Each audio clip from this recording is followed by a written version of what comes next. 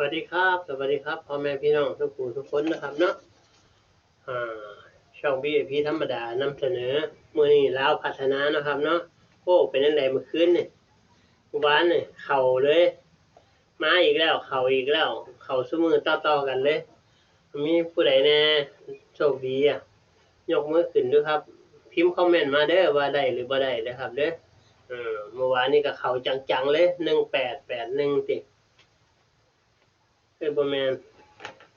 แม่นอยู่1881ให้1กับ2มา1เลยครับเด้อ79ก็เข้าชุดวินโอ้เข้าเบิดเลยนี่9718มาเบิดเลย4ตัวเลข4ตัวเข้าเบิดเลยเด้อแสดงความยินดีนะครับเด้อขอบพระคุณ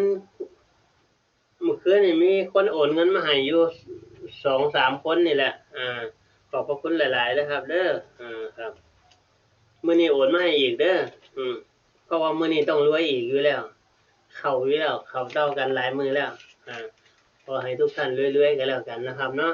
ครับขอบพระคุณหลายๆมาเบิ่งมื้อนี้เอาหยังมาขายมื้อนี้มาเบิ่งเลยครับมื้อนี้เอาหยังมาขายมื้อนี้ขายเสื้อผ้าเด้อครับเด้อขายส่งทำงานขายเสื้อทำงานนุ่งสบายๆมันเป็นผ้าจังได๋มาเบิ่งเดี๋ยวสิพามาเบิ่งส่งใส่สบายๆเลยครับเด้อเป็นผ้าสมูทโพลีนะครับสมูทโพลีที่มันลื่นๆน่ะที่มันมอนๆน่ะใส่แล้วสบายๆเป็นจังซี่ล่ะครับสนใจสั่งซื้อได้เลยมีหลายสีเด้อครับเด้อมีหลายไซส์นะหลายไซส์นำเอวสะโพกปลายขาความยาวขาไหนมีบอกรายละเอียดสั่งตามรายละเอียดนี่เด้อครับเด้อมันจะค่อยสิตรงปกเด้อสั่งให้เบิ่งให้ดีๆก่อนที่สั่งนะครับเนาะมันสิมีหลายสีเลยสีเรียบร้อยโอ้อันนี้ก็งามนี่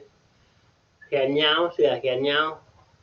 ส่งแขนยาวแต่ว่าเกือบไปหาซื้อเองเด้อเกือบบ่มีแถมเด้ออันนี้ก็ใส่สบายโอ้อันนี้ก็เท่อันนี้ดีอันนี้โอเคอันนี้สีขาวเรียบร้อยนั่งใส่ทำงานในออฟฟิศอันนี้ก็พาลูกไปเที่ยวก็ได้นี่ใส่ชุดนี่ครับ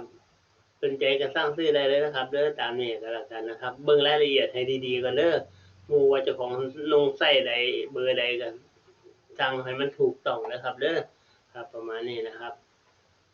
ขอบพระคุณหลายๆขอบพระคุณหลายๆมาเบิ่งเลขเฮาบัดนี้มีเลขอีหยังในมื้อนี้เอาอันนี้บ่แม่นเอา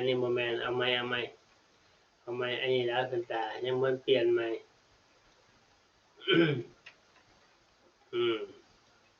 9กับ0มื้อนี้9กับ0นะครับเด้อ9กับ0 9229 9339 9449 9559 9669มันเคยมา9596เด้อเบิ่ง9596เด้อสมมุติว่า0มาก็สิ04 05แล้วนี่แหละเลือกเอามักตัวไหนเลือกเอาเลยลาวพัฒนานะครับโอ้ยวันที่เท่าไหร่นั่น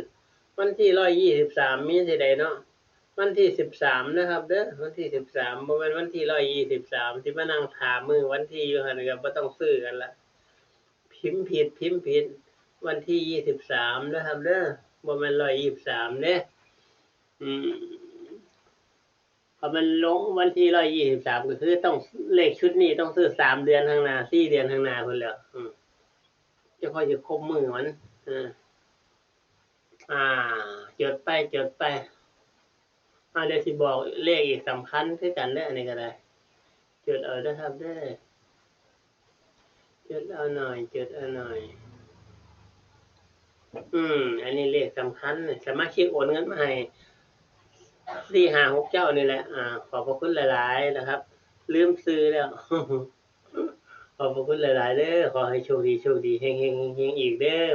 มื้อนี้ขอให้มา4โตคือเก่ามาบนมาล่างนะครับเด้อขอบพระคุณมากๆขอบพระคุณมา